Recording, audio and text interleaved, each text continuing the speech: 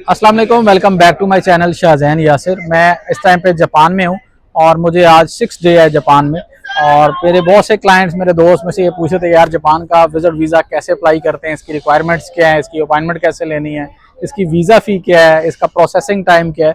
तो आज इन सारी बातों के बारे में आज की वीडियो में बात करेंगे।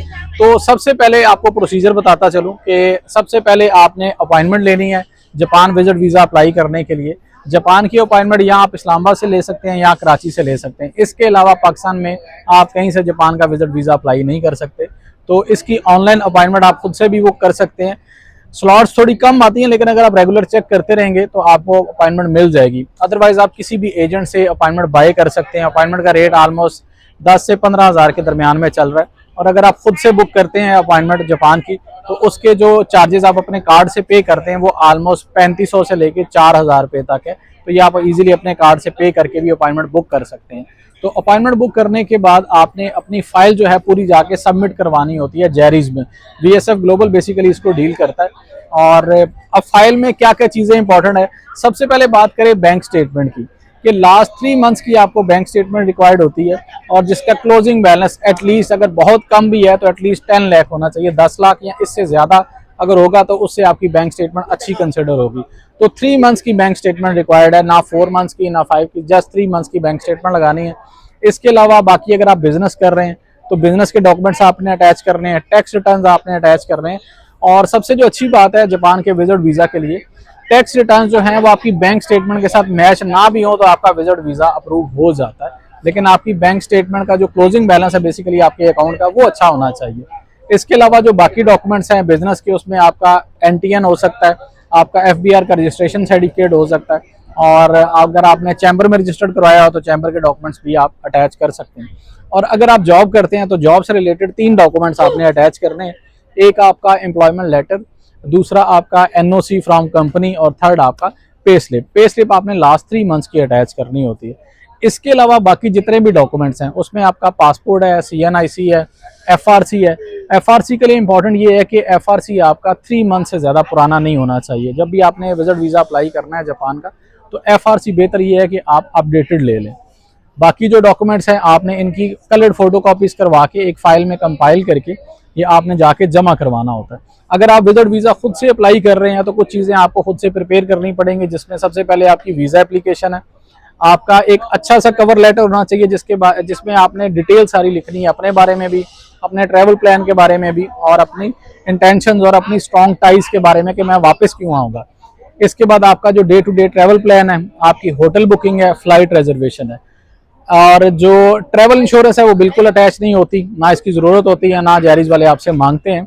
तो जस्ट ये सारी चीज़ें आपने प्रिपेयर करनी है और फाइल कंपाइल करके आपने जाके इस्लामाबाद या कराची में सबमिट करवा देनी है। अब बात करें कि जापान विजिट वीज़ा की फ़ी कितनी है।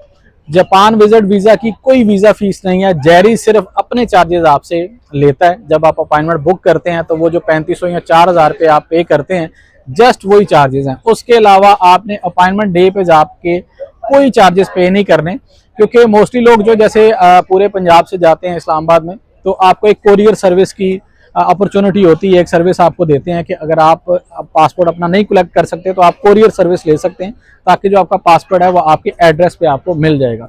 तो कोरियर सर्विस अगर आप अवेल करते हैं तो उसके चार्जेस तकरीबन 5500 रुपये आपको वहीं पे कैश फॉर्म में पे करने पड़ते हैं। इसके अलावा कोई चार्जेस नहीं है किसी भी किस्म के। 4000 की अपॉइंटमेंट है और ये 5500 रुपये ही है। 9500 में आपका वीज़ा अप्लाई हो जाता है अगर आप खुद से अप्लाई करें। अगर आप किसी से भी अप्लाई करवा रहे हैं ऑब्वियसली उसने अपने चार्जेस आपसे लेने हैं, जो फाइल चार्जेस है। अब प्रोसेसिंग टाइम की बात करें कि जब आप फाइल अपनी सबमिट करवा देते हैं तो इसका प्रोसेसिंग टाइम कितना है। प्रोसेसिंग टाइम जो आजकल चल रहा है बहुत कम है। सपोज अगर आप मंडे को जाके अपना पासपोर्ट सबमिट करवाते हैं, अपनी फाइल सबमिट करवाते हैं, तो नेक्स्ट मंडे ट्यूसडे तक आपको ईमेल आ जाती है डिस्पैच की कि आपका जो पासपोर्ट है वो डिस्पैच कर दिया गया, अगर आपने कोरियर सर्विस ली हो। अदरवाइज आपको पासपोर्ट कलेक्शन की ईमेल आ जाती है। तो मैक्सिमम जो टाइम है 8 से 10 दिन का चल रहा है। 8 से 10 दिन में इसका डिसीजन आ जाता है। वीज़ा रेशो की बात करें तो वीज़ा रेशो अच्छी जा रही है। अगर आपकी थोड़ी बहुत भी ट्रैवल हिस्ट्री है तो आप जापान को कंसिडर कर सकते हैं। आपकी बैंक स्टेटमेंट, आपका क्लोजिंग बैलेंस ये थोड़ा बेहतर होना चाहिए और डॉक्यूमेंट्स आपके कंप्लीट होने चाहिए, तो आपको वीज़ा इजीली मिल जाता है। तो ये सारी बातें हैं जी जापान विजिट वीज़ा के बारे में। अगर आप भी जापान का विजिट वीज़ा अप्लाई करना चाह रहे हैं उसमें मेरी कोई हेल्प चाहिए तो ये मेरा ईमेल आईडी है, इस पे आप मुझसे कांटेक्ट कर सकते हैं। ईमेल में काइंडली अपने बारे में ज़रूर बता दिया करें कि आप काम क्या करते हैं, आपकी ट्रैवल हिस्ट्री क्या है और आपके अकाउंट का क्लोजिंग बैलेंस क्या है, ताकि मुझे रिप्लाई करने में थोड़ी सी आसानी हो। तो ये थी जी आज की वीडियो। होपफुली आज की वीडियो आपको इन्फॉर्मेटिव लगी होगी। अभी हम जरा घूम फिर रहे हैं तो मैंने कहा ये कुछ इन्फॉर्मेटिव बातें हैं जापान विजिट वीज़ा के बारे में वो आपके साथ शेयर कर लूँ। होपफुली आज की वीडियो आपको अच्छी लगी होगी। वीडियो अच्छी लगी है तो वीडियो को लाइक ज़रूर कर दिया करें और इस तरह की मजीद इन्फॉर्मेटिव वीडियोज़ देखने के लिए आप चैनल को भी सब्सक्राइब कर सकते हैं।